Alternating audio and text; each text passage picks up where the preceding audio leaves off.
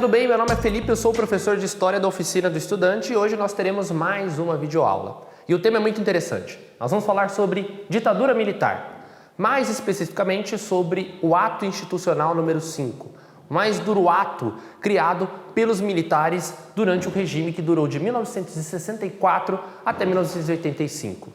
Você pode me perguntar, professor, o que foi a ditadura militar? Foi o período em que os militares tomam o poder em 1964, derrubam o presidente João Goulart e instauram um regime de exceção. De 1964 até 1968, nós temos a instauração dos militares no poder, lançando as bases do regime.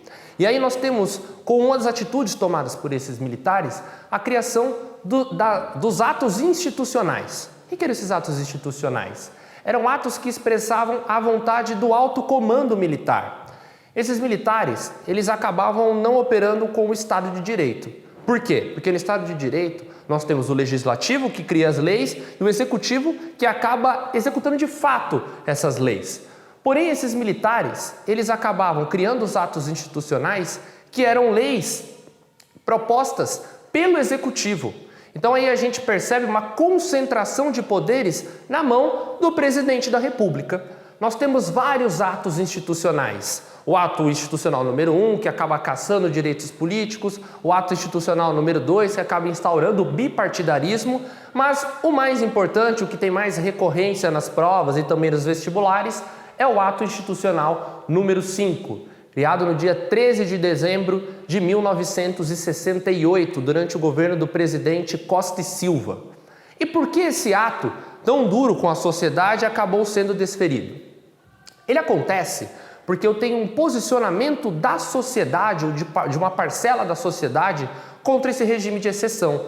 Nós vivíamos uma efervescência cultural com os festivais de música, muitos cantores e artistas contestando o regime militar. Nós temos as greves operárias que ocorrem em Osasco e também em Contagem, que também mostram que uma parcela dos trabalhadores estão contra esse modelo político-econômico, e eu também vou ter os estudantes. A gente não pode se esquecer da passeata dos 100 mil que ocorre no Rio de Janeiro pela morte do estudante Edson Luiz. Vão levar 100 mil pessoas às ruas do Rio de Janeiro. Os militares, eles se sentem pressionados por essa efervescência que estava ocorrendo e resolvem agir.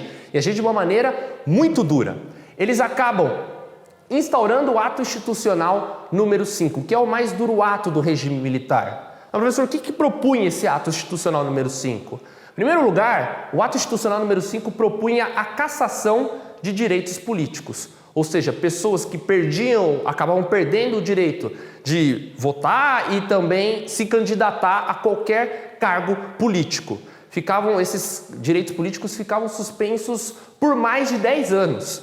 Eu tenho também a aposentadoria compulsória de funcionários públicos. Funcionários que estavam na ativa, mas que pelo seu posicionamento político muitas vezes eram aposentados de maneira compulsória. A gente tem casos de vários professores universitários que se manifestavam politicamente que acabaram sendo aposentados de maneira obrigatória.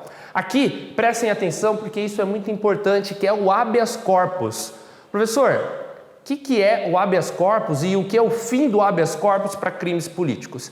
A gente vai ter que voltar um pouquinho na história e lembrar que o habeas corpus é um dispositivo jurídico. Para que ele serve?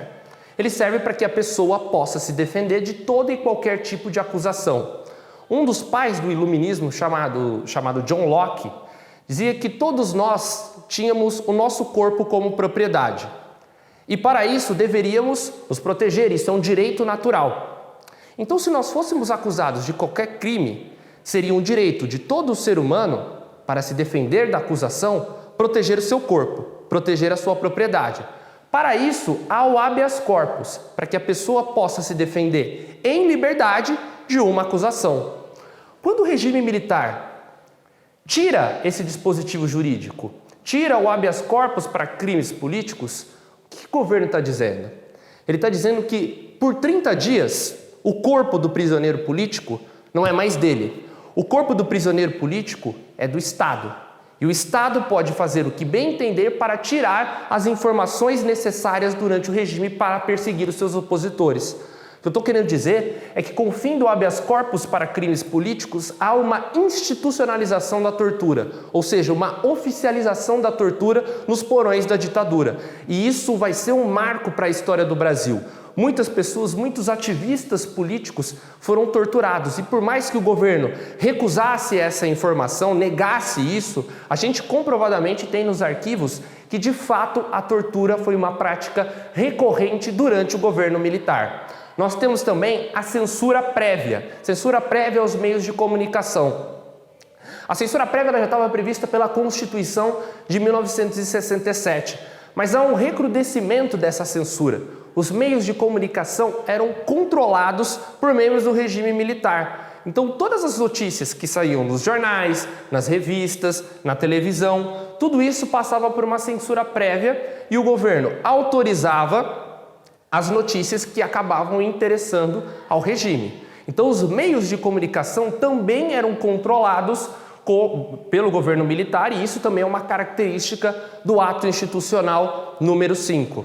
Apesar de ser criado durante o governo do presidente Costa e Silva, ele acaba sendo muito mais utilizado no presidente posterior, que é o Emílio Garrastazu Médici. Então a gente costuma chamar esse período de 1968 até 1974 como os anos de chumbo. Os anos de chumbo porque a dureza com que o regime militar acaba reprimindo os seus opositores é uma maneira muito violenta. É nesse momento, após o ato institucional número 5, que eu tenho também o surgimento dos grupos guerrilheiros, porque não havia mais a possibilidade de você fazer uma oposição organizada através dos meios sociais. A única opção existente era o MDB, que era o partido de oposição. Porém, muitos militantes acabam optando por grupos guerrilheiros porque o ato institucional número 5 agia com muita dureza. Esse ato ele vai durar cerca de 10 anos e depois o governo do Ernesto Geisel acaba abolindo o ato institucional número 5 e nós temos mais uma página bastante triste da nossa história sendo virada. Tudo bem? Um forte abraço, sigam os canais da oficina e até mais!